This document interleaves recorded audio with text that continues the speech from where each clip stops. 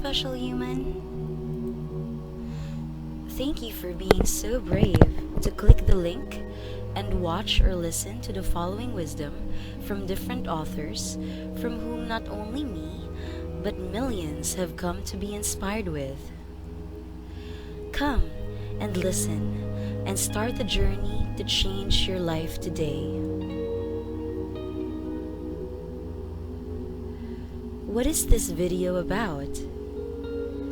As I mentioned earlier, it is a compilation of varied, brilliant, and wise minds whose work have revolutionized the lives of millions of people all around the world. This will be the compilation of the Blinkists from the Blinkist app. Blinkist is a professional book summary service that allows you to understand the key insights from the world's best nonfiction books in 15 minutes or less. So the following blink lists that you'll be hearing are of the mentioned brilliant minds and their best-selling self-help books. It is advised that you put your headphones or earphones on and you sit in a comfortable position, but not in bed. And be sure to use mindful listening as you follow along. After listening to this, is your healing assured? The effectiveness of this compilation will depend solely on you, the listener. If you are open to the wisdom given by these wise authors, you will definitely transform your life. It is highly encouraged that you take note of these tips, suggestions, and insights so you can have personal reference. If you are resistant to the knowledge shared here freely, then you know the answer to your question already. As they say, how can one expect to get to one place if he or she never left the position he or she is currently at? P.S. Nothing would beat reading the actual book themselves, but this is for the time-constrained individuals or to those who don't have enough motivation to even finish one book.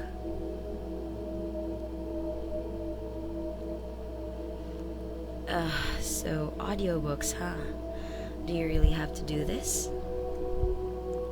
Well, if you want something to change, then you'll have to start changing something in the way you live your life. Self-help books don't get its name for nothing. It has helped tremendously in the journey of those who seek or undergo psychotherapy, and even to me, personally. So some books leave us free, and some books make us free.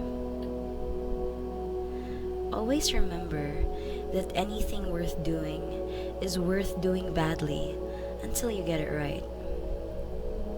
So even if at first you don't really understand, it's alright. Just keep doing it because you know that this is something worth doing for yourself.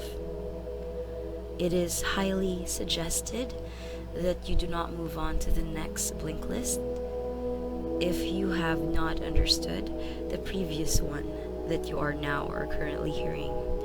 So keep on repeating it as much as possible, as much as you can, until such a time that you actually understand the Blinkist, and then you can move on to the next one.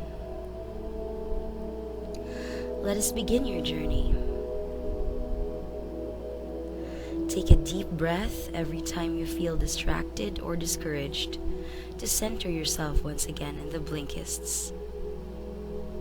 It didn't start with you. How inherited family trauma shapes who we are and how to end the cycle.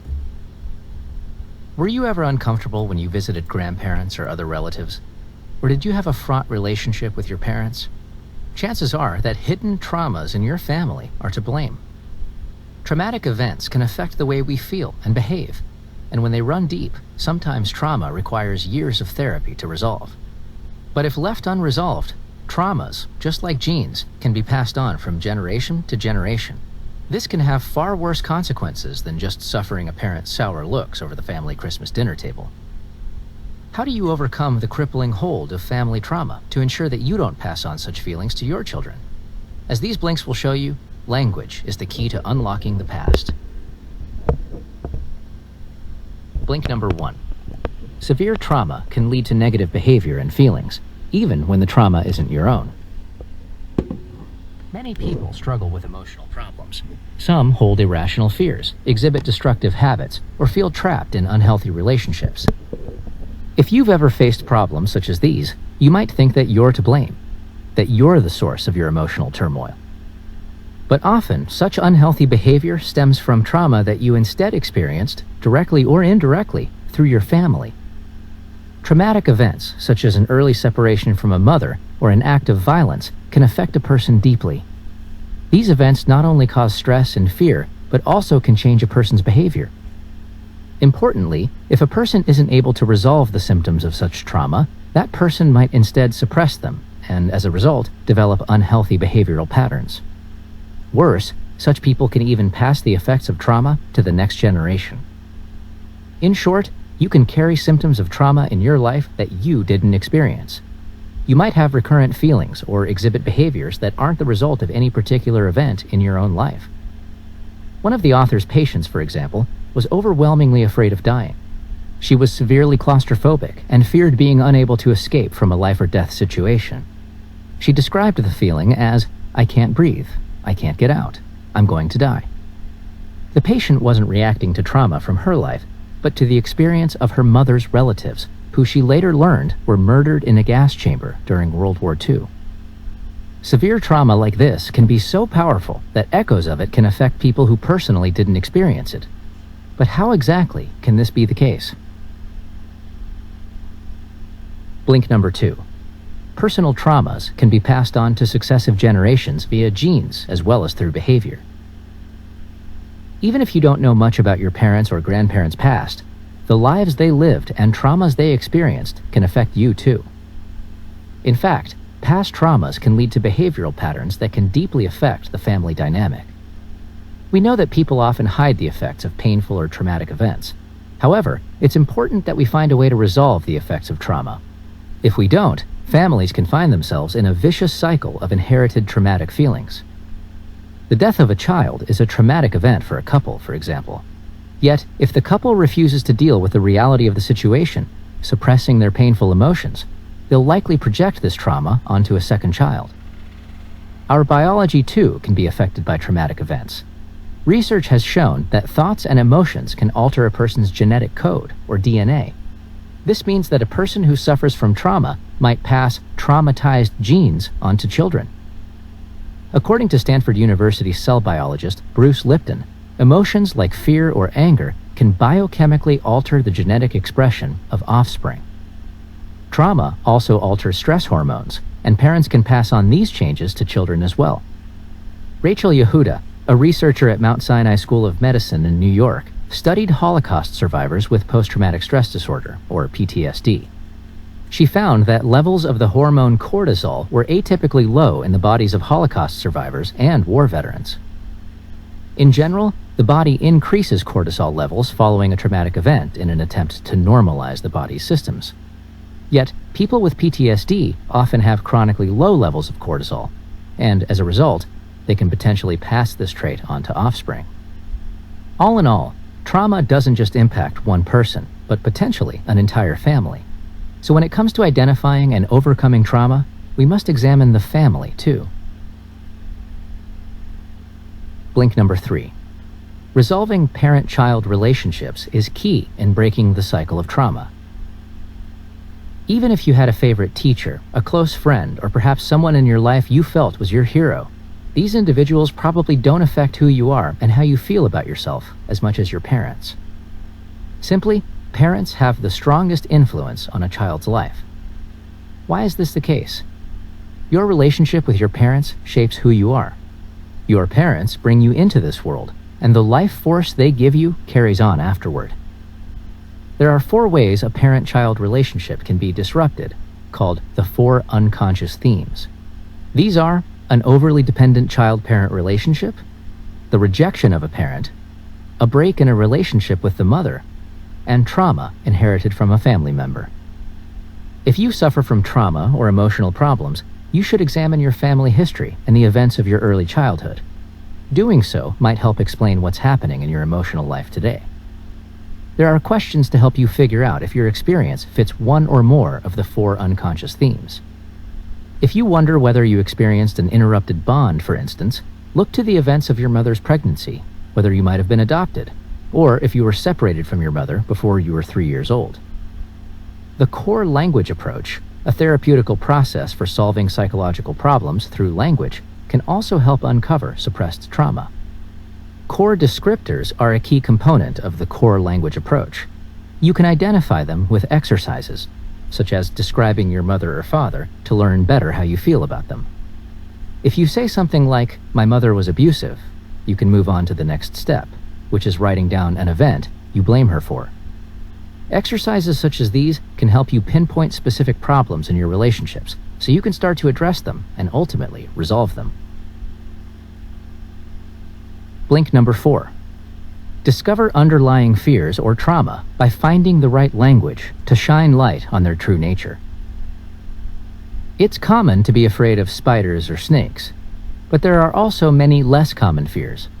And less common fears are often rooted in trauma from your past or your family's past. We have to be particular with the language we use for describing hidden fears because we often don't have simple words for them, especially when the fear stems from early childhood trauma or inherited trauma. Sigmund Freud wrote about repetition compulsion, or when a person unconsciously tries to bring her suppressed trauma to the surface through repetitive behavior. Our memory, or even an absence of memory, can alter past experiences, so it's important to use core language to pinpoint the source of the trouble. One of the author's patients felt that the world isn't a safe place. You have to hide who you are. People can hurt you. Those thoughts, her core language, were rooted in her great-aunt's experience in the Holocaust. Her inherited trauma was controlling her. You can't overcome your fears until you know specifically what they are. So uncover your fears by first finding your core complaint. Your core complaint is a phrase that describes your current fear or phobia, such as, "I'm out of control right now and I'm afraid what I might do." Next, identify your core sentence, or the outcome that could result if your fear comes true. It might be, "I'll hurt my child," or "My partner will abandon me," for instance. Once you've found your core complaint and core sentence, you can start to work on the link between your fears and your family's history. Blink number 5. Your deepest fears can help point you toward the source of trauma in your family history. Fears are like signposts. They direct us back through events, guiding us to the source of our pain. So how do we find these signposts and follow them down the path to better mental health? You can uncover the root of a problem by paying attention to your symptoms. Use the core language approach to ask questions to help you create your core language map. A core language map is made up of 4 components: the core complaint, the core sentence, the core descriptors, and the core trauma. Each component serves as a signpost, pointing to events in your family history. Those events tell us what we fear and why we fear them. Find your core trauma by examining your deepest fears and anxieties, as well as your relationship with your parents.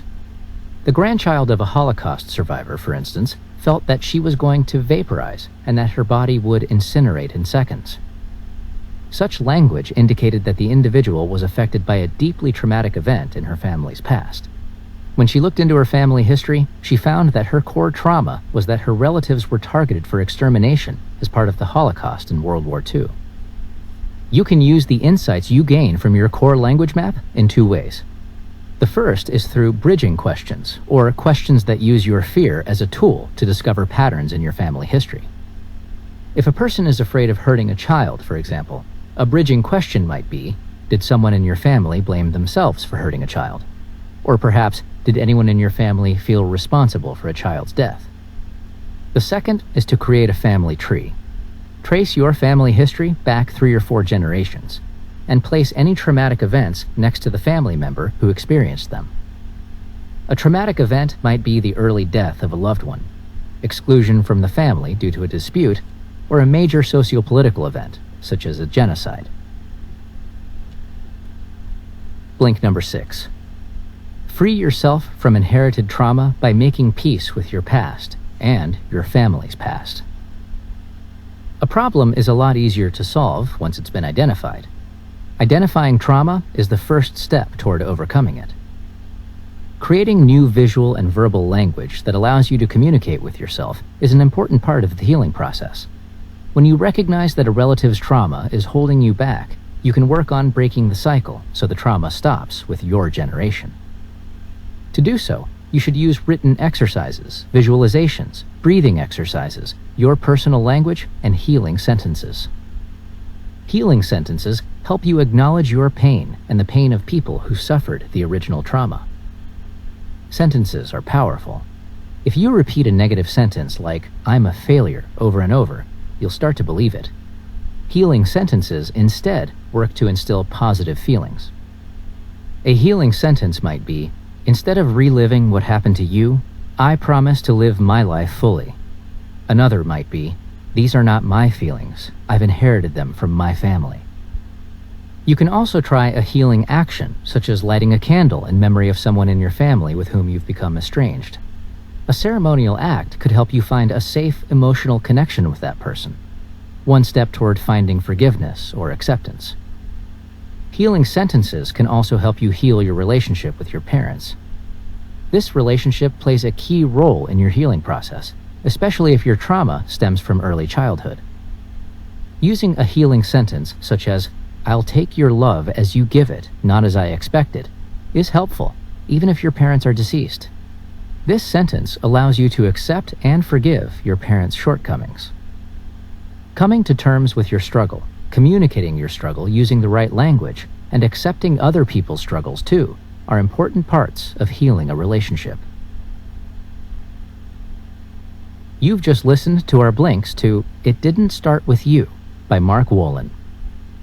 The key message in this book is that you shouldn't assume that you are the source of your trauma. Your emotional struggles might have been passed down from relatives, through genes or historical relationships. Use the core language approach to identify your trauma, find its source, and ultimately overcome it. Break the cycle. Defeat your trauma so you... Brene Brown, Rising Strong. Perhaps you've suffered some major setbacks. You lost your job maybe, or found out that your partner is having an affair. Or maybe you've steered clear of the big shocks, instead enduring a lot of minor irritants, like having your bike stolen or going mind blank in the middle of a presentation. Even if you're not having hard times, you probably know the feeling of stumbling because of some unforeseeable obstacle or some mistake you made. Some people call it falling, others call it failing, but either way, it's essential to human experience. In fact, in these blinks, you'll find out why being brave always entails the risk of failing.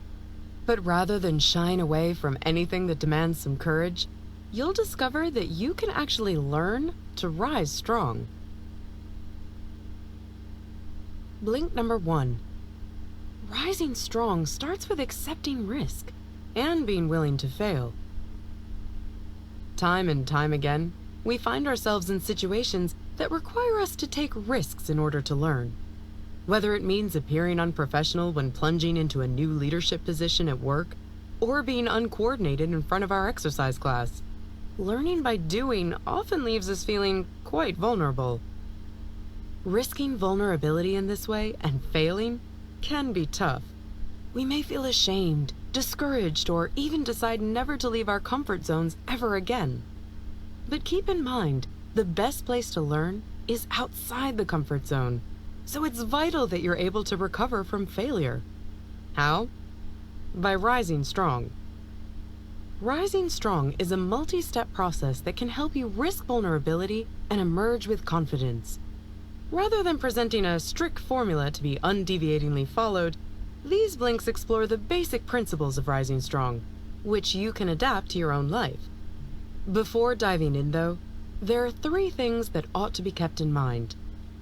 Firstly, you've got to commit to failure in order to rise strong. This means accepting that you are likely to fail multiple times but bravely agreeing to give your all nevertheless. Secondly, remember that you aren't the only one experiencing failure. While we can't ask other people to make our mistakes for us, we can ask our peers for advice about the learning process itself. And finally, know that rising strong won't just change your life. Your experiences of recovery after failure can actually have a profound impact on those around you, whether you're aware of it or not. In this way, rising strong is incredibly powerful. Want to get started? We'll investigate how rising strong actually works in the next blinks. Blink number 2. The process of rising strong is divided into 3 steps: the reckoning, the rumble, and the revolution. So, how does one actually go about rising strong? Well, it works differently for everyone. To get you started, this blink presents a rough map of the 3 core steps of the rising strong process, based on the experiences of people who have found ingenious ways to navigate dangerous waters. The first step of the process is the reckoning. What does this entail? Well, people who rise strong are willing and able to reckon with their emotions. When something happens that triggers an emotional change in them, they take care to recognize and acknowledge this shift. Then they take an interest in why it happens and exhibit a boundless curiosity toward the unique connections between their emotions, thoughts, and actions. The rumble is the second step in rising strong. Rumbling is all about keeping a critical eye on your own understanding of your struggles and weaknesses. What stories do you tell yourself about times when you have suffered? If you revisit, challenge, and reality check these narratives, and are willing to dig deep into topics such as shame, guilt, heartbreak, or forgiveness in order to learn more about yourself, then you are doing a fine job of rumbling. The third step of rising strong is the revolution. This occurs when you take the insights gained from rumbling with your stories and channel them into positive changes in your life. Unlike evolutionary change, which happens little by little, rumbling can create a sweeping, radical shift in the way you live, love, lead, parent, and participate in society. Sounds like something you'd like to experience yourself? Let's explore each of these steps in detail and see how we can integrate rising strong into our own lives. Blink number 3. Reckon with your emotions by both acknowledging and investigating them. Know those people who seem to just roll with the punches? The ability of certain individuals to simply dust themselves off and keep on fighting despite the odds is a bit mystifying. But if we take a closer look, a pattern begins to emerge. These people all share one central trait: the ability to reckon with their emotions. You can learn to do so too by taking 2 steps. The first is recognizing your emotions, a task that's often more challenging than we realize. Why? Because we've trained ourselves to refuse the existence of our own feelings. When a sense of disappointment or anger washes over you, you might find yourself trying to bury the emotion with rational thoughts or distractions. But this is futile, as we can't just dismiss our negative emotions. If we try to do that, they accumulate and fester within us, often leading to explosive breakdowns later on. So how can we avoid this? By giving ourselves permission to feel. Literally. The author once wrote herself a physical permission slip saying, "Permission to be excited, have fun, be goofy." Once you've recognized and accepted something you might be feeling, it's time to get curious about it. This makes up the second step of reckoning with your emotions, where you investigate what's going on inside you and why. It starts with asking yourself simple questions. You could ask yourself, for example, why am I being rude to my colleagues and friends? What's annoying me? Research has shown that curiosity goes hand in hand with creative problem solving. So if you want to uncover clever solutions for your problems, start inquiring. Blink number 4. Question the stories you tell about your struggles to truly learn about yourself. If you're like most people, you're constantly making up stories to make sense of the world and your place within it. Narratives like this allow us to experience a sense of purpose, belonging, and identity. However, we can start to feel trapped by the stories we tell about ourselves too. The goal of rumbling, the second step of rising strong, helps us keep these stories in check. By scrutinizing our narratives and being honest with ourselves, we can learn far more about the way we are in the world. Normally, when we feel pain, anger, or frustration, we desperately need to make sense of what's happening. The easiest way to do this is to tell ourselves a story that links the struggle we're experiencing in the present to all the unhappiness we've lived through in the past. This may start to make sense, but we're also left with a narrative that tells us we've been suffering our whole life, and that this suffering will continue. When rumbling, you attempt to shake up this narrative. You sniff out the conspiracies and confabulations you've constructed around your struggles. The most effective way to do this is by writing out your stories into a shitty first draft. This is a rough, uncensored, and emotionally driven account of the way you see your struggle. These first drafts are easy to write and can even take the form of a fill-in-the-blank style list. For example, the story I'm making up is blank. My emotions tell me blank. My body feels blank. My thinking seems blank. My actions are blank. Such exercises give us some distance from our stories.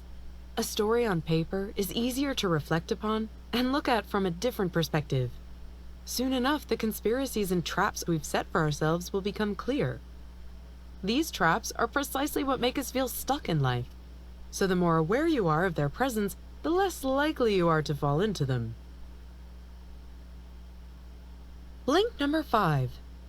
The author gained valuable insights for herself after rumbling with boundaries, integrity, and generosity. What does rising strong look like in action? The author illustrates her own rising strong experience with a brief but telling story. After agreeing to speak at a conference, the author was informed by the organizers that she would have to share a hotel room with another speaker. The author didn't feel comfortable with this, but it was made clear that demanding her own room would be out of line. So, wanting to make a good impression, the author agreed to the shared room. Her roommate turned out to be a complete disaster. She stained the hotel's couch with her dirty boots and ignored the no smoking rule in the hotel, getting them both in trouble. The author was shocked and felt as if she were being punished for agreeing to the organizers' demands. After presenting her speech and preparing to catch her flight home, the author began to reckon with her emotions. Noticing her own judgmental and hateful thoughts about practically everyone she saw at the airport, the author wondered why she was feeling so negative. She began to rumble with her emotions by writing down a shitty first draft that recorded her version of the events at the conference, the stories she'd been telling herself. It wasn't long, but all the key feelings were there. It captured how she felt the organizers took advantage of her willingness to be flexible about accommodations. I was good, they were bad, it wasn't fair, and I didn't deserve it. After rumbling, the author had a few realizations. What she discovered about herself was simple, but revolutionary. To avoid pointless and frustrating resentment, she would have to maintain her boundaries. Instead of blaming people and despairing about the unfairness of the world, she decided that, from now on, she was the one responsible for her own well-being, even when under pressure from others. Blank number 6. Rumbling with expectations can help us avoid disappointment and begin forgiving. When was the last time you thought something like, "They knew this was important to me, why can't they ever listen?" Or, "Why do I always have to take care of this?" You were probably experiencing some sort of disappointment, a feeling that we encounter quite often in both our professional and our personal lives. Whether about a family vacation or a presentation at work, our expectations often come into existence without our even realizing it. And while having expectations is often energizing and exciting, it's also the source of all that disappointment. When reality doesn't match our expectations, we often get resentful or unpleasant. But it needn't be this way. Rumbling can help us deal with disappointment by nipping unhealthy expectations in the bud. What do you expect of your coworkers or your spouse? What do you expect of yourself? And why do you expect those things? All too often, our expectations fly under the radar. It isn't until we feel disappointed that we realize what these expectations were. The challenge is to make our expectations explicit. So explore them and discuss them with the people you expect things from. The author and her partner always discuss their expectations for weekends, vacations, and busy work weeks, just to keep things realistic. Expectations also play a central role when it comes to rumbling with forgiveness. Family and partnership are great sources of love, but they can be sources of hurt too. It's inevitable that we all have to rumble with forgiveness at certain stages in life. Forgiveness, however, is more than just forgetting a hurtful act. Sometimes it's about letting certain expectations die. Perhaps it's time for you to stop expecting your parents to be people who never make mistakes, and instead recognize them as individuals with their own struggles and weaknesses. Or maybe you need to say goodbye to your dream of a perfect argument-free marriage. This is what allows us to let go of conflict and move forward with our relationships. Blink number 7. Asking for help is a sign of bravery, not weakness, and it's vital to rising strong. Ever had one of those moments when someone says something and it just sticks with you? At a fundraiser event for supporting the homeless, the pastor of the author's church said something that rattled her. When you look away from a homeless person, you diminish their humanity. These words suddenly brought an unexplored corner of her own behavior to light. Noticing that she felt discomfort at the pastor's words, the author began to reckon with herself. Need, privilege, and judgment clashed when the author realized that she too looked away from homeless people on the street. So it was time for her shitty first draft. She noted that she looked away from people who suffered, that she wasn't doing enough to help others, and felt shame about that. Do more, she wrote. The author was rumbling with her privileged life, a life far removed from the suffering of the homeless, but she was also rumbling with her own prejudice. From a young age, she thought that asking for help is a sign of weakness. Realizing that she looked down on homeless people for asking for help led the author to another epiphany. She understood that asking for help isn't a weakness at all. In fact, it is a crucial part of the Rising Strong process. Dusting yourself off after failure takes courage, and it takes even more courage to ask someone to help you. Blink number 8. Rumbling with accountability and trust can make your team stronger than ever. The story of a man named Andrew provides a great example of how rumbling with accountability can restore professional relationships, even when the going gets tough. Andrew was a senior leader at a small but successful advertising agency and had earned himself the title of resident strategy expert at his workplace. One of his colleagues even went so far as to say, Andrew is the reason it all works. His word is gold and everyone trusts him. On one occasion, however, Andrew made a huge mistake. His team, at his instruction, had worked very hard on a project and the project failed. His co-workers were angry, their trust was shaken. Andrew had known that the project was a big risk and hadn't communicated that knowledge to his team. Things were very tense. So how did Andrew rise strong? By rumbling with accountability and trust. As the team leader, Andrew was accountable for the project's outcome.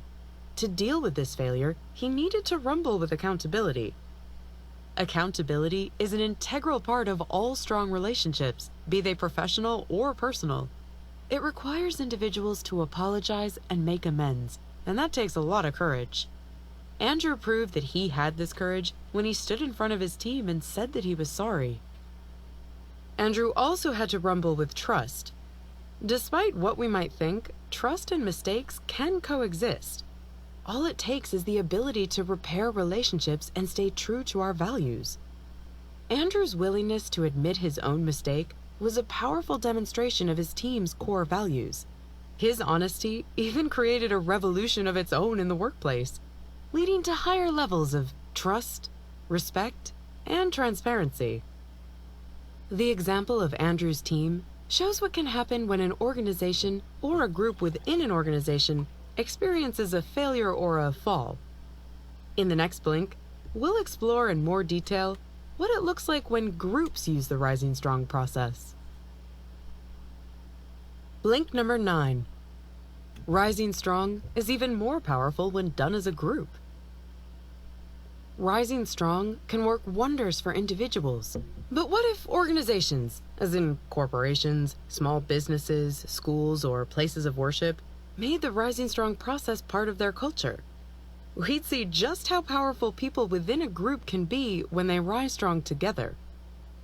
The Daring Way is a company led by the author to help professionals face issues of vulnerability, courage, and worthiness in the workplace. They do this by making rumbling a part of the workplace. Here's how that looks. During a meeting with her team, the author realized that there was insufficient time to get through the entire agenda, so she asked if they could postpone discussion of a certain project. A team member spoke up and said that he felt himself interpreting her proposal of postponement as an undervaluation of the project, which concerned him because he'd been spending 70% of his time on that project. This was the team member's shitty first draft. Recognizing this, the author thanked him for rumbling and said that she was postponing the discussion precisely because it required special attention. She said she'd rather give the topic the time it deserved tomorrow than discuss it hastily today. The team member agreed and thanked the author for her concern and understanding. What's the lesson here? The author realized that she should always consider how organizational decisions make her team members feel, and explain her choices so that nobody feels disadvantaged. This example also shows just how effective rumbling is at preventing conflict. In fact, the willingness to rumble about conflict, be it a missed project deadline or a financial loss, has kept the author's team from going belly up during a catastrophe. The conspiracies we construct in our stories about our struggles often eat away at an organization's strength. By rumbling, a team can work on sticking together, being open about their stories, and getting a fresh perspective on events that allows them to rise up after failure, together and stronger than ever. Hey, thanks for listening to these blinks. Remember, rising strong is a process with 3 steps: the reckoning, the rumble, and the revolution. The reckoning entails recognizing one's own emotions and getting curious about them. Rumbling is all about questioning the stories we tell to learn more about ourselves. And finally, the revolution is the fundamental change we experience when rising up, more courageous and confident than before. Susan Jeffers, Feel the Fear and Do It Anyway. Dynamic techniques for turning fear, indecision, and anger into power, action, and love. Are you afraid? Does your fear get in the way of you pursuing the life you truly desire?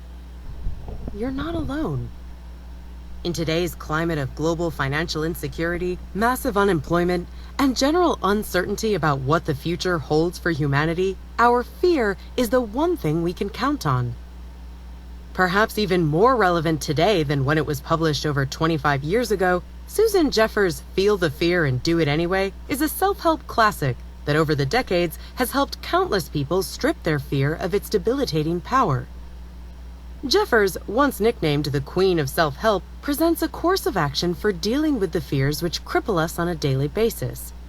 Avoiding unwieldy terminology, she draws on her own experience and from her knowledge of psychology to share with the reader a plethora of techniques for handling whatever life throws at you.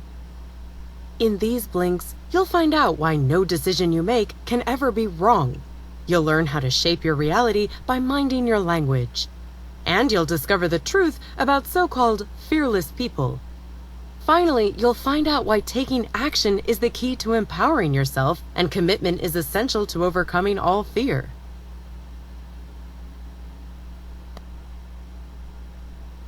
Blink number 1. Excessive fear is harmful, but we can overcome it through education.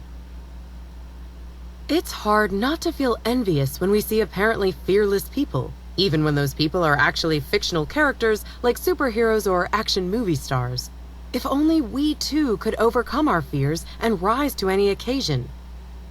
The good news is that we can learn how to handle our fears, but to do this, we first have to understand why we have fear at all. Originally, fear functioned to warn us of potential danger. If, for example, a wild animal approached you, your fear alerted you to the imminent danger and prompted you to either flee or prepare to fight. In this case, the role of both responses is to protect you from harm. On the other hand, if your fear of strangers holds you back from attending a party, that fear isn't protecting you, but is instead an obstacle to living your life as you truly like, in this case, as an actively social person. One reason for the presence of such debilitating fear in adults is that we've been conditioned as children to be afraid. From a very young age, our parents remind us continually of the threats and dangers of the world outside, and teach us that we must take care to remain safe from harm. Fortunately, it's possible for us to learn about our specific fears and the basic truths of human fear in general, and to develop certain methods to control them. If, say, you're nervous about your first day at a new job, you could examine the nature of that particular fear. In doing so, you'll likely find reassurance as you come to the realization that nearly everyone is nervous in such situations. And you can probably even come up with examples of people who successfully overcame a similar fear. As you can see, fear is something we all feel and that all of us can learn to cope with, if we just learn some effective techniques. Blink number 2. Every fear is based on one general fear of not being able to handle what life throws at you. There are as many different fears in the world as there are people, but if we examine these fears, it appears that they're all rooted in one major fear.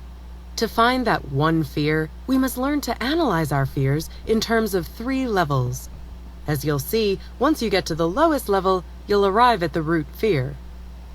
At the first level, we determine the thing or situation that we're afraid of. Here, there are 2 categories of fear to consider. The fear of something happening, like the fear of death, and the fear of something that requires us to take action, like the fear of ending a relationship. In the second level of analysis, the fears that belong to level 1 can be categorized under more general types. These categories of fear have nothing to do with external situations. They're connected to our inner state of mind. The categories of internal fear include, for example, the fear of being vulnerable or helpless, or the fear of rejection or failure. The fear of death from level 1 belongs to the more general level 2 category, fear of being vulnerable. On the other hand, fear of ending a relationship belongs to the category fear of failure.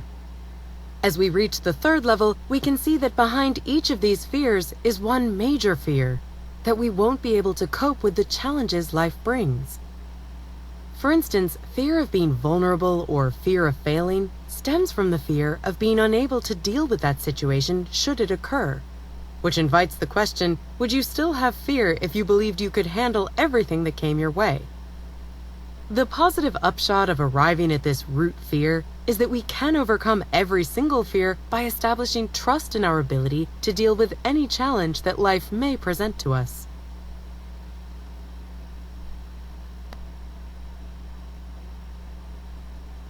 Blink number 3. Pushing through the fear of any situation is the best way to cope with fear. You know those people who seem to be fearless, taking risks at every opportunity and never shying away from trying something new? Well, those people are not fearless. They're just able to confront their fears. There are a few lessons we can take away from this. The first is that we cannot avoid fear if we want to experience new things in life. This is because fear is a reflex that's triggered when we're faced with unfamiliar experiences, which means that ridding our lives of fear is an impossible task. For example, it doesn't matter whether you're a veteran bungee jumper or a professional extreme biker. If you're doing something new and scary, your heart will probably pound in your chest. While with experience it's possible to overcome our fears in particular situations, we can't rid ourselves of the feeling of fear in general. The second lesson is that the feeling of fear will remain until you act on it. For example, the first time the author taught a class, she was afraid, but nevertheless saw it through. Gradually, after a few more classes, her fear subsided and she began to enjoy teaching. Finally, confronting and acting on your fears can, in general, dramatically improve your quality of life. Going through life tortured by fear is far scarier than pushing past your fears whenever they arise. For example, you might choose to never attend parties because you're scared you won't know anyone there. But this decision might also lead you to live a very lonely existence in which you never meet anyone new. Isn't that prospect far more frightening than simply facing your fear and going to that party? Also, by pushing through your fears, you gain greater self-confidence. For example, not only did the author conquer her fear of teaching, but the very act of overcoming her fear gave her a newfound sense of self-respect and confidence. As you can see, the key to overcoming fear is to push through it. Or, in other words, feel the fear, but do it anyway.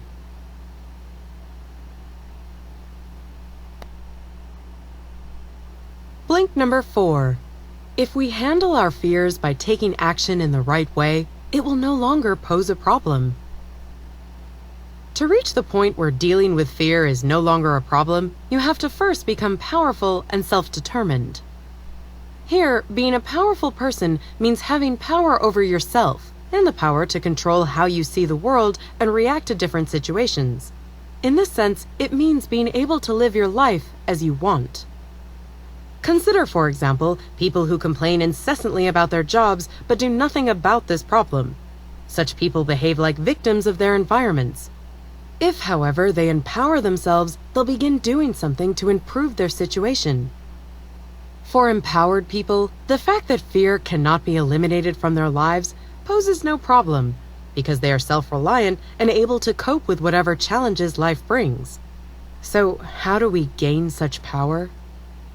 In short, we must take action, as inactivity can lead us to think of ourselves as victims of our environments and also to a lack of control over our lives. For instance, if you wish to have a successful career, you must start working on it immediately by taking a course or applying for positions. By taking action and control of your life, you'll begin to feel a strong sense of empowerment. However, taking action also means actively transforming your attitude, and one way to do that is to change the vocabulary you use. The specific language we use to express ourselves has a powerful effect on our subconscious, which tends to register whatever it hears rather than the actual truth of a situation. So, for instance, if you say "I won't" instead of "I can't," or "next time" rather than "if only," you will feel a boost in confidence and act accordingly.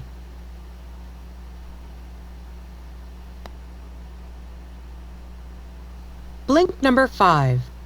By expanding your comfort zone, you empower yourself to deal with fear. If you think back to when you were a child, you'll probably remember many things you were afraid to do. But as you progressed through childhood, you faced and overcame many of these fears, ultimately outgrowing them. So why does this seem to stop in our adult lives? As adults, each of us has established a personal comfort zone, which strongly influences the actions we take and the decisions we make in everyday life. For instance, if making social contact is outside of your comfort zone, you might feel quite comfortable with a stranger asking for directions, yet very uncomfortable when striking up a conversation with a stranger at a party. But if we actively expand our comfort zones, we change our perspective on what we're capable of, and this increases our power. In order to expand your zone, you have to do something that feels uncomfortable every day. For example, at the next party you attend, try talking to someone you've never met before. Doing that will show you that you can handle this situation, and thus you won't feel so uncomfortable the next time you do it. But what if you take the risk and step outside your zone, only to see it backfire because, say, the person you talked to was unfriendly? In that case, you can be satisfied that you tried your best and took action. Because a larger comfort zone leads you to be more active and independent, expanding it by taking action means you inevitably become more powerful. In other words, the more unfamiliar and frightening things you try, the more power and confidence you will acquire. As we've seen, becoming more powerful and gaining more control of your life can be accomplished by pushing past your fears and expanding your comfort zone, and this in turn makes it easier to deal with new and frightening situations in the future. Blink number 6. To empower yourself, you need to take full responsibility for your life. We've all wondered what our lives would be like if we'd had better luck. And many of us wish we had better jobs, happier relationships, and in general, a more exciting life. But no matter what hand life has dealt you, you have to take full responsibility for your current situation. This means not blaming anyone else for your life or how you feel about it. Ultimately, your happiness in life depends on how you choose to feel about any given situation. For example, if you despise your work, there's no point in blaming your boss or your colleagues, as it's you who's decided to keep the job. Rather than pointing the finger, you should make a decision. Either you're going to quit or start focusing on its positive aspects.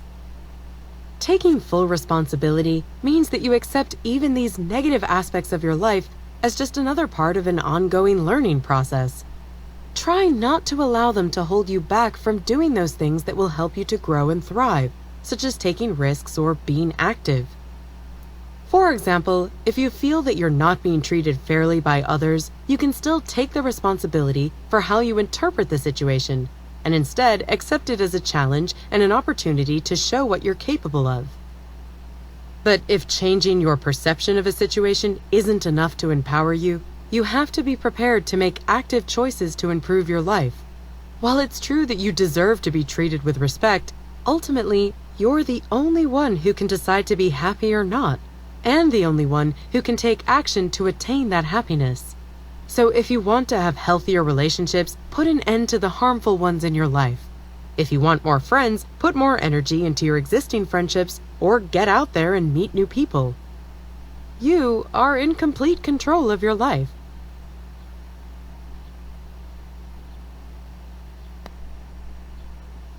Blink number 7.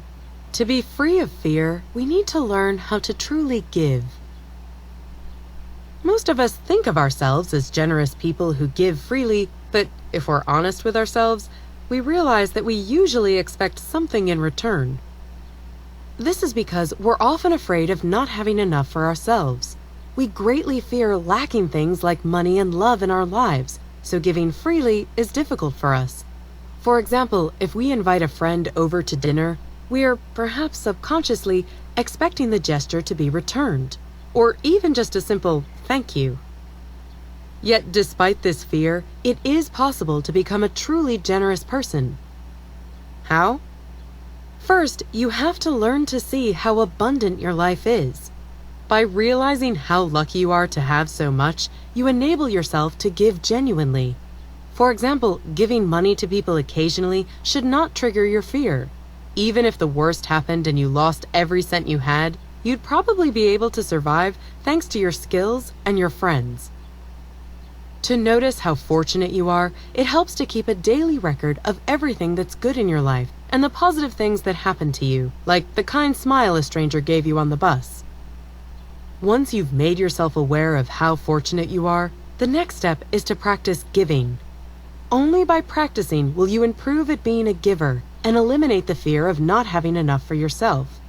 If you regularly give thanks, time, and money, you'll begin to see the positive effect it has on you and others. In turn, this will reduce any fear you have that giving means having less.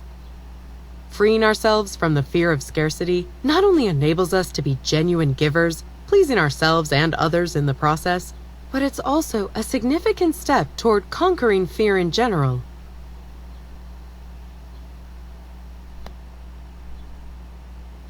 Blink number 8. Being positive empowers you and helps you to shape your own reality. Many people worry constantly about all kinds of things that might go wrong in their lives. They worry about getting stuck in rush hour traffic on the way to work. They worry that something horrific might happen to someone they love. But why do we worry so much? Studies have shown that only 10% of what we worry about actually transpires, which means that most of our worries are completely unfounded. If you think about it, adopting a positive attitude toward what might happen is actually a more realistic perspective on life than being a pessimist and worrying all the time. In fact, the attitude we take has a great effect on whether a situation turns out well or not. For that reason, adopting a positive attitude actually empowers us to create our own positive reality. Using positive words, for instance, makes us physically stronger, while negative ones weaken us. For example, if you hold your arm out and repeat the words "I am weak" over and over, then have someone try to push your arm down, your resistance to their efforts is weaker than if you affirm your strength beforehand by repeating the words "I am strong." But overcoming your negativity and becoming a positive thinker requires a lot of commitment and practice. You have to use certain tools and integrate them into your daily life, like reading self-help books or collecting self-affirming quotes. Yet, our lives will always contain negative things like problems and challenges. Positive thinking doesn't mean denying the reality of those things. Rather, it provides you with the strength to actively engage with them. In doing so, you generate in yourself the power to change your life for the better and the belief that you can lead a happy existence whatever your circumstances. So, by committing to positive thinking, you empower yourself, which reduces your worry, eliminates fear, and allows you to enjoy life.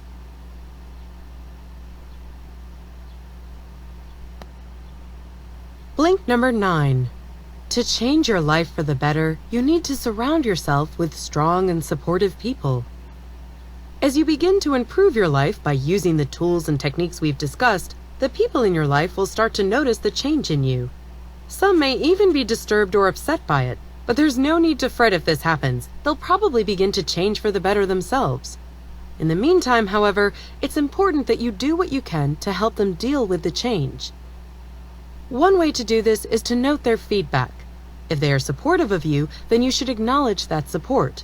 If they respond negatively to your ongoing transformation, try to use a win-win strategy in your discussions so that everyone involved can find positivity in the change. For example, if your mother has concerns about the changes she sees in you, instead of attacking her, thank her for her concern. Assure her that she needn't worry about you and ask for her support in your efforts to change. This will make her feel included in the process, and the self-confidence you demonstrate will increase her own confidence in you as well.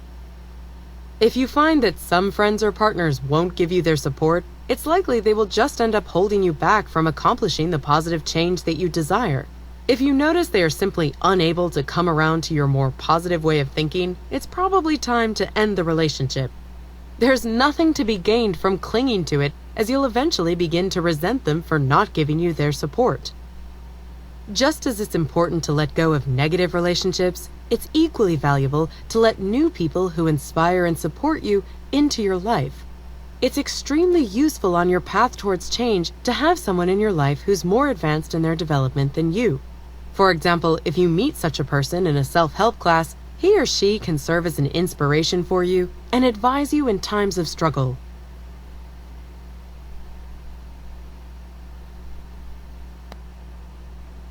Blink number 10. If you see every choice in life as a positive one, you will lose your fear of making decisions. One major fear we have is that of making the wrong decisions in life. Should I end this relationship or continue trying to improve it? Should I take that new job or keep looking for something better? Until we begin to view our decisions in a different light, we'll never be free of that fear. The main problem is that most people consider their decision-making from a negative perspective. They focus on what might happen if they make the wrong choice. Imagine, for example, that you've been offered a job. In this case, you'd probably consider the potential negative consequences. If I take the new job, perhaps I won't like my colleagues. Or if I stay at my old job, I'll probably never get a promotion. The assumption behind such thinking is that there's a right decision and a wrong one. Furthermore, since we're unable to predict how things will turn out, like whether or not our new colleagues will be friendly, we'll always fear making the wrong decision. However, by accepting that there are no wrong decisions, just opportunities to learn and grow, you'll understand that you cannot lose. Every path we take in our lives offers new experiences and opportunities to learn about ourselves, regardless of its actual destination. For example, if you do decide to take that new job and the result is that you're unhappy there, you've still learned something new and valuable about what kind of job you want. This win-win approach eliminates the fear in making decisions. Seeing opportunities in whatever life brings us allows us to be less afraid in general, as we'll have learned that we can handle any situation. For example, if you happen to get fired from your new job, the following stretch of unemployment will show you that you're able to survive, and thus any fear of being fired will be eliminated.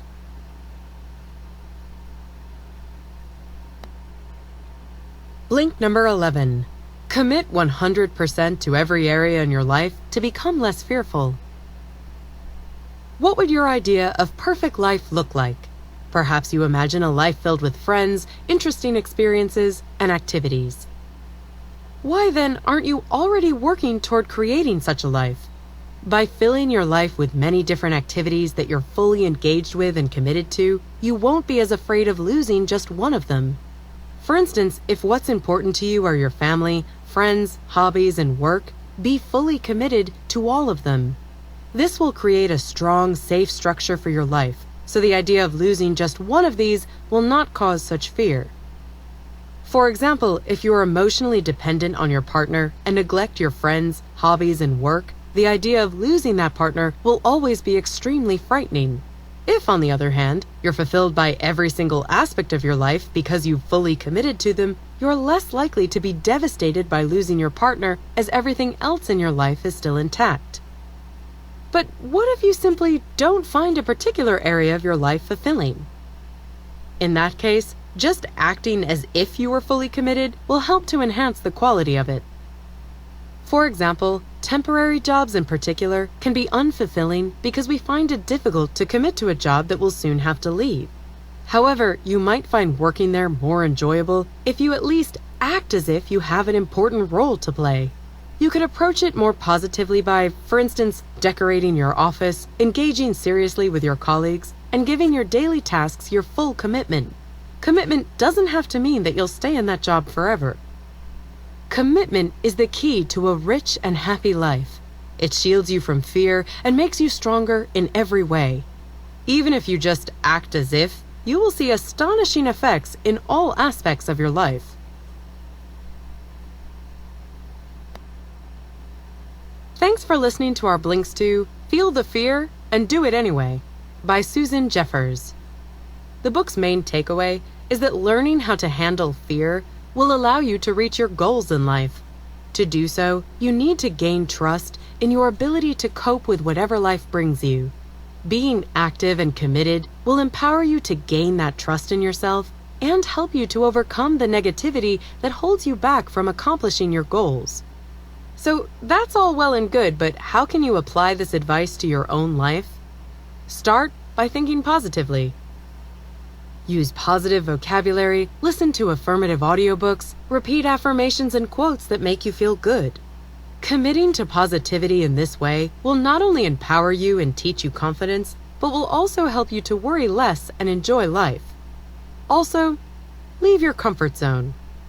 Try to do something that's outside your comfort zone every day, as the more unfamiliar and scary things you try, the more your comfort zone expands. If you overcome each small fear one at a time, there will be less and less that holds you back in the future. And even if your efforts don't pan out as you planned, the fact that you took the risk and did something unfamiliar and challenging means that you've increased your power. The next time you try to do the same frightening thing, you'll find your confidence has improved tremendously.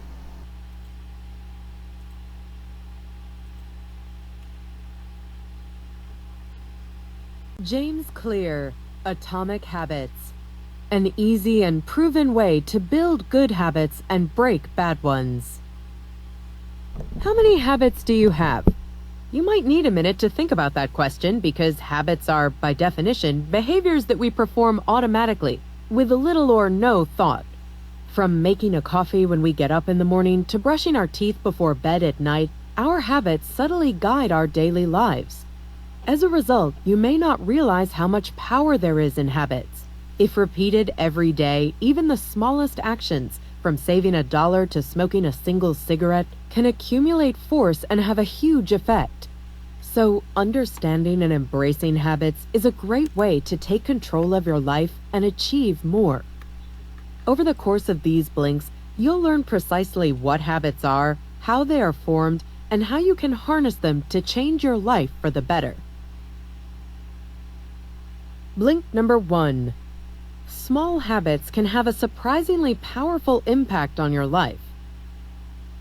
Imagine a plane taking off from Los Angeles en route to New York. If during takeoff, the pilot decided to adjust course 3.5 degrees to the south, the plane's nose would move just a few feet. Outside of the cockpit, no one on board would notice the small movement. But over the course of a journey across the country, the impact of the change would be considerable, and the confused passengers would alight from their plane in Washington, D.C., not New York. We don't notice tiny changes because their immediate impact is negligible. If you are out of shape today and go for a 20-minute jog, you'll still be out of shape tomorrow. Conversely, if you eat a family-sized pizza for dinner, it won't make you overweight overnight. But if we repeat small behaviors day after day, our choices compound into major results. Eat pizza every day, and it's likely you will have gained considerable weight after a year. Go jogging for 20 minutes every day, and you'll eventually be leaner and fitter, even though you won't have noticed the change happening. If you want to make a positive change in your life, you should recognize that change requires patience, as well as confidence that your habits are keeping you on the right trajectory, even if you aren't seeing immediate results. So if you find that your behaviors and habits don't seem to be paying off, try to focus on your current trajectory rather than your current results. If you have little money in the bank but you are saving something each month, then you can be confident that your trajectory is right. Your current results might not be great, but keep going in this direction, and in a few months or a few years, you will notice a major improvement. By contrast, a millionaire who outspends his earnings each month may not be worried about his bank statements from one month to the next, but in the end, his trajectory will catch up with him. The key to making big changes in your life doesn't have to involve major upheaval. You don't need to revolutionize your behavior or reinvent yourself. Rather, you can make tiny changes to your behavior, which, when repeated time and time again, will become habits that may lead to big results. Blink number 2. Habits are automated behaviors that we've learned from experience. When you walk into a dark room, you don't think about what to do next. You instinctively reach for a light switch. It's a habit, a behavior that you've repeated so many times that it now happens automatically. So, how are habits formed? Well, our brain figures out how to respond to new situations through a process of trial and error. 19th century psychologist Edward Thorndike famously demonstrated this with an experiment where cats were placed in a black box. Unsurprisingly, each cat immediately tried to escape from the box, sniffing at its corners and clawing at its walls. Eventually, the cat would find a lever that, when pressed, would open a door, enabling escape. Thorndike then took the cats that had successfully escaped and repeated the experiment. His findings? Well, after being put in the box a few times, each cat learned the trick. Rather than scrambling around for a minute or more, the cats went straight for the lever. After 20 or 30 attempts, the average cat could escape in just 6 seconds. In other words, the process of getting out of the box had become habitual. Thorndike had discovered that behaviors that give satisfying consequences, in this case gaining freedom, tend to be repeated until they become automatic. Like cats in the 19th century, we also stumble across satisfying solutions to life's difficulties and predicaments. And thankfully, we now understand a little more about how habits work. Habits begin with a cue or a trigger to act. Walking into a dark room cues you to perform an action that will enable sight. Next comes a craving for a change in state, in this case, to be able to see. Then comes our response or action, flicking the light switch. The final step in the process and the end goal of every habit is the reward. Here, it's the feeling of mild relief and comfort that comes from being able to see your surroundings. Every habit is subject to the same process. Do you habitually drink coffee every morning? Waking up is your cue, triggering a craving to feel alert. Your response is to drag yourself out of bed and make a cup of joe. Your reward is feeling alert and ready to face the world. But of course, not all habits are good for us. Now that we understand how habits work, let's look at building positive ones that improve our lives. Blink number 3.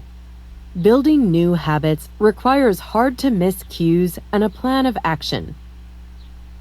All of us have cues that trigger certain habits. The buzz of your phone, for example, is a cue to check your messages. And once you understand that certain stimuli can prompt habitual behavior, you can use this knowledge to change your habits. How? Well, one way is to change your surroundings and general environment to encourage better habits. Just take the work of Boston-based Dr. Anne Thorndike. She wanted to improve her patients' dietary habits without requiring them to make a conscious decision. How did she pull this off? She had the hospital cafeteria rearranged. Originally, the refrigerators next to the cash registers contained only soda. Thorndike introduced water, not only there, but at every other drink station. Over 3 months, soda sales dropped by 11%, while water sales shot up by 25%. People were making healthier choices just because the cue to drink water rather than soda was more prominent. So, simple changes to our environment can make a big difference. Want to practice guitar? Leave the instrument out in the center of the room. Trying to eat healthier snacks? Leave them out on the counter instead of in the salad drawer. Make your cues as obvious as possible, and you'll be more likely to respond to them. A second great way to strengthen cues is to use implementation intentions. Most of us tend to be too vague about our intentions. We say, "I'm going to eat better," and simply hope that we'll follow through. An implementation intention introduces a clear plan of action, setting out when and where you'll carry out the habit you'd like to cultivate. And research shows that it works. A study of voters in the United States found that the citizens who were asked the questions, "At what time will you vote and how will you get to the voting station?" were more likely to actually turn out than those who were just asked if they would vote. So don't just say, "I'll run more often." Say, "On Monday, Wednesday, and Friday, when the alarm goes off, the first thing I'll do is don my running gear and clock 2 miles. Then leave your running shoes out where you'll see them. You'll be giving yourself both a clear plan and an obvious cue, and it may surprise you how much easier this will make it to actually build a positive running habit. Blink number 4. Humans are motivated by the anticipation of reward, so making habits attractive will help you stick to them. In 1954, neuroscientists James Olds and Peter Milner ran an experiment to test the neurology of desire. Using electrodes, they blocked the release of the neurotransmitter dopamine in rats. To their surprise, the rats simply lost the will to live. They had no desire to eat, drink, reproduce, or do anything else. Mere days later, they all died of thirst. The human brain releases dopamine, a hormone that makes us feel good, when we do pleasurable things such as eating or having sex. But we also get a hit of feel-good dopamine when we simply anticipate those pleasurable activities. It's the brain's way of driving us onward and encouraging us to actually do things. So in the brain's reward system, desiring something is on par with getting something, which goes a long way toward explaining why kids enjoy the anticipation of Christmas so much. It's also why daydreaming about your upcoming hot date is so pleasurable. We can also turn this knowledge to our advantage when trying to form habits. If we make a habit something we look forward to, we'll be much more likely to follow through and actually do it. A great technique for this is temptation bundling. This is where you take a behavior that you think of as important but unappealing and link it to a behavior that you're drawn to, one that will generate that motivating dopamine hit. Ronan Byrne, an engineering student in Ireland, knew he should exercise more, but he got little enjoyment from working out. However, he did enjoy watching Netflix, so he hacked an exercise bike, connecting it to his laptop and writing code that would only allow Netflix to run if he was cycling at a certain speed. By linking exercise literally to a behavior that he was naturally drawn to, he transformed a distasteful activity into a pleasurable one. You don't need to be an engineer to apply this to your life. If you need to work out but you want to catch up on the latest A-list gossip, you can commit to only reading magazines while at the gym. If you want to watch sports but you need to make sales calls, promise yourself a half hour of ESPN after you talk to your 10th prospect. Soon enough, you may even find those unattractive tasks enjoyable, since you'll be anticipating a pleasing reward while carrying them out. Blink number 5. If you want to build a new habit, make that habit as easy to adopt as possible. We often spend a lot of time on behaviors that are easy. Scrolling through social media, for example, takes zero effort, so it's easy for it to fill up lots of our time. Doing 100 push-ups or studying Mandarin Chinese, in contrast, requires a lot of effort. Repeating those behaviors daily until they become habitual is tough. So making behaviors as easy as possible is key to turning them into habits. Luckily, there are a few tricks we can embrace to make anything seem easier. The first is to focus on reducing friction. The author has always been hopeless at sending greeting cards, while his wife never fails to do so. Why? Well, she keeps a box of greeting cards at home, pre-sorted by occasion, making it easier to send congratulations or condolences or whatever is called for. Since she doesn't have to go out and buy a card when someone gets married or has an accident, there's no friction involved in sending one. You can also use this approach to increase friction for bad habits. If you want to waste less time in front of the TV, unplug it and take the batteries out of the remote. Doing so will introduce enough friction to ensure you only watch when you really want to. The second trick for making a habit easier in the long term is the 2-minute rule, a way to make any new activity feel manageable. The principle is that any activity can be distilled into a habit that is doable within 2 minutes. Want to read more? Don't commit to reading 1 book every week. Instead, make a habit of reading 2 pages per night. Want to run a marathon? Commit to simply putting on your running gear every day after work. The 2-minute rule is a way to build easily achievable habits, and those can lead you on to greater things. Once you've pulled on your running shoes, you'll probably head out for a run. Once you've read 2 pages, you'll likely continue. The rule recognizes that simply getting started is the first and most important step toward doing something. Now, let's take a look at the final rule for using habits to improve your life. Blink number 6. Making your habits immediately satisfying is essential to effective behavior change. In the 1990s, public health researcher Stephen Luby, working in the neighborhood of Karachi, Pakistan, achieved a huge 52% reduction in diarrhea among the local children. Pneumonia rates dropped by 48% and skin infections by 35%. Luby's secret? Nice soap. Luby had known that hand washing and basic sanitation were essential to reducing illness. The locals understood this too, they just weren't turning their knowledge into a habit. Everything changed when Luby worked with Procter & Gamble to introduce a premium soap into the neighborhood for free. Overnight, hand washing became a satisfying experience. The new soap lathered easily and smelled delightful. Suddenly, everyone was washing their hands because it was now a pleasing activity. The final and most important rule for behavioral change is to make habits satisfying. This can be difficult for evolutionary reasons. Today, we live in what academics call a delayed return environment. You turn up at the office today, but the return, a paycheck, doesn't come until the end of the month. You go to the gym in the morning, but you don't lose weight overnight. Our brains, though, evolved to cope with the immediate return environment of earlier humans, who weren't thinking about long-term returns like saving for retirement or sticking to a diet. They were focused on immediate concerns like finding their next meal, seeking shelter, and staying alert enough to escape any nearby lions. Immediate returns can encourage bad habits too. Smoking may give you lung cancer in 20 years, but in the moment, it relieves your stress and the craving for nicotine, which means you may ignore the long-term effects and indulge in a cigarette. So, when you are pursuing habits with a delayed return, try to attach some immediate gratification to them. For example, a couple the author knows wanted to eat out less, cook more, get healthier, and save money. To do so, they opened a savings account called Trip to Europe, and every time they avoided a meal out, transferred $50 to it. The short-term satisfaction of seeing $50 land in that savings account provided the immediate gratification they needed to keep them on track for the ultimate longer-term reward. However pleasurable and satisfying we make habits, we may still fail to maintain them. So let's take a look at how we can stick to our good intentions.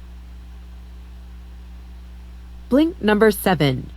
Create a framework to keep your habits on track using trackers and contracts. Whether you're trying to write your journal or give up smoking, managing your own behaviors can be hard. Thankfully, there are a few simple measures that can help. Habit tracking is a simple but effective technique. Many people have kept a record of their habits. One of the most well-known is founding father Benjamin Franklin. From the age of 20, Franklin kept a notebook in which he recorded adherence to 13 personal virtues, which included aims like avoiding frivolous conversation and to always be doing something useful. He noted his success every night. You too can develop a habit tracker using a simple calendar or diary and crossing off every day that you stick with your chosen behaviors. You'll find it effective because habit tracking itself is an attractive and satisfying habit. The anticipation and action of crossing off each day will feel good and keep you motivated. A second technique is to develop a habit contract that imposes negative consequences if you fail to stay on track. Brian Harris, an entrepreneur from Nashville, took his habit contract very seriously.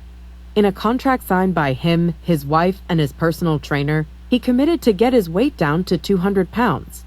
He identified specific habits that would help get him there, including tracking his food intake each day and weighing himself each week. Then he set up penalties for not doing those things. If he failed to track food intake, he would have to pay $100 to his trainer. If he failed to weigh himself, he would owe $500 to his wife. The strategy worked, driven not just by his fear of losing money, but by his fear of losing face in front of 2 people who mattered to him. Humans are social animals. We care about the opinions of those around us, so simply knowing that someone is watching you can be a powerful motivator for success. So why not set yourself a habit contract? Even if it isn't as detailed as Harris's, consider making a commitment to your partner, your best friend, or one of your coworkers. If you agree upon a set of consequences for failing to follow through, you'll be much more likely to stick to your habits. And as we've seen, sticking to a positive habit, however small, is a surefire way to achieve big things in life. Thanks for listening to our Blinks to Atomic Habits by James Clear. The Blink's main takeaway is that a tiny change in your behavior will not transform your life overnight, but turn that behavior into a habit that you perform every day, and it absolutely can lead to big changes. Changing your life is not about making big breakthroughs or revolutionizing your entire life. Rather, it's about building a positive system of habits that, when combined, deliver remarkable results. Want some more actionable advice? Use habit stacking to introduce new behaviors. If you want to build a new habit, you could try stacking it on top of an existing habit. Let's say you want to start meditating, but you're struggling to find the time. Try thinking about those things you do effortlessly each day, like drinking coffee in the morning. Then just stack the new habit on top. Commit to meditating each morning when you've finished your coffee, and build on the natural momentum that comes from a habit you already have. Great job! You survived and understood up to the end of it all. Congratulations! Now that you possess the keys to your healing, it is up to you to use them to unlock yourself. Good luck!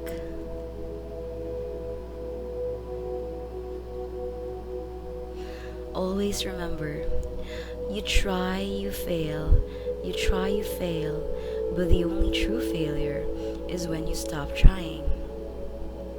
Try again. If you fail or get rejected, you can always try again. However, if you never try because you're afraid to fail, you'll never succeed.